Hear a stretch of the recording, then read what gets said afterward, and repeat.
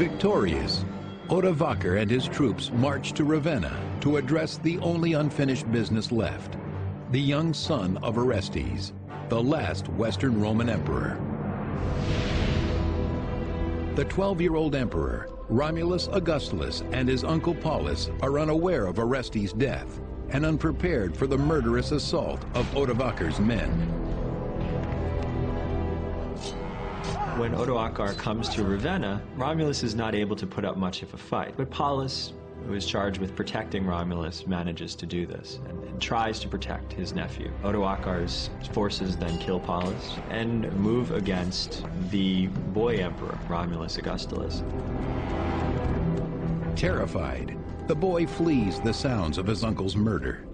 The last Roman emperor, trapped like a bewildered animal, cannot hide from the barbarian's blade. There is no escape. Romulus is a mere figurehead, and so there's no reason, in essence, for Odoacer to do anything to him. But the ruthless warrior makes a surprising choice. He spares the boy's life. With the abdication of Romulus Augustulus in 476, the Roman Empire in the West ceased to exist. The resultant economic, social, and political collapse was complete. The former empire was left in confusion and darkness, and for a time it would be idle to write of states and rulers. Smaller or greater adventurers seized a castle or a countryside and ruled an uncertain area. The power vacuum created by the demise of an empire also created an opportunity for the expansion of papal power within Italy.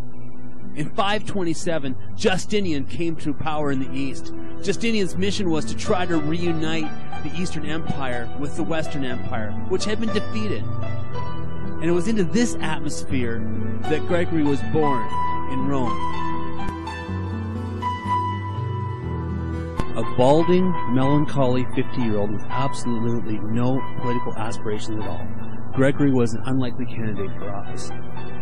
In his own words, he was so stricken with sorrow that he could scarcely speak. But the aspirations of Gregory became secondary consideration when the plague claimed the life of Pope Pelagius II in February of 590. From this unlikely beginning began a papal reign that would become a turning point in history. The consecration of Gregory I as the Bishop of Rome constitutes a watershed that divides the ancient period of the church history from that of the medieval period of church history. The year 590 is chosen because Gregory I ushered in a new era of power for the church in that year. Calvin, who had very few good things to say about the papacy, would grow in his appreciation of Gregory's achievement and would finally crown him the last Bishop of Rome. In 540, Gregory was born, and he was born in Rome as Rome was under siege and at risk from several conquerors. Gregory was born to a senatorial family. He was born and educated for government. He was someone who came from wealth. His home would have been on the Caelian Hill in Rome, and he would have looked across to the ruins of the now empty senatorial places on Palatine Hill. And yet, Gregory became something out of this mess. Before Justinian would die, he would come back in and he would regain control over Italy, but within a decade afterwards, it would be lost again. Gregory was made prefect or mayor of Rome. And from there, he could have maybe changed things, but he didn't. Instead, he left after his dad died, and he sold his inheritance. He sold the inheritance in Sicily and founded 6 monasteries there. Then he came back to Rome, to his own home, and there he made his own home, his own house, into a monk dedicated to St. Andrew. And he changed in his political robes for those coarse robes of a monk. But Gregory wouldn't be left alone there. He would be called and set up as one of the administrators or one of the consuls of of Rome to Constantinople. And he would go and serve there before he came back and became abbot of his own monastery. But even that was short-lived, as he was called back out to do government work. In 590, the plague raged through Rome, and Pelagius II, the Pope, died screaming. And there was panic, and Rome was emptying, and something had to be done. And so they elected this unlikely monk to become Pope. Gregory thought that the choice of him as Pope was actually a punishment. He actually ran when he heard of the election, and he ran into the forest, and they had to go out and find him and grab hold of him and drag him back into Rome so that on September 3rd, 590, they could consecrate him as Pope. And even though he really didn't want the position, he gave absolutely everything he had into doing what he could. Gregory left himself in a very different position.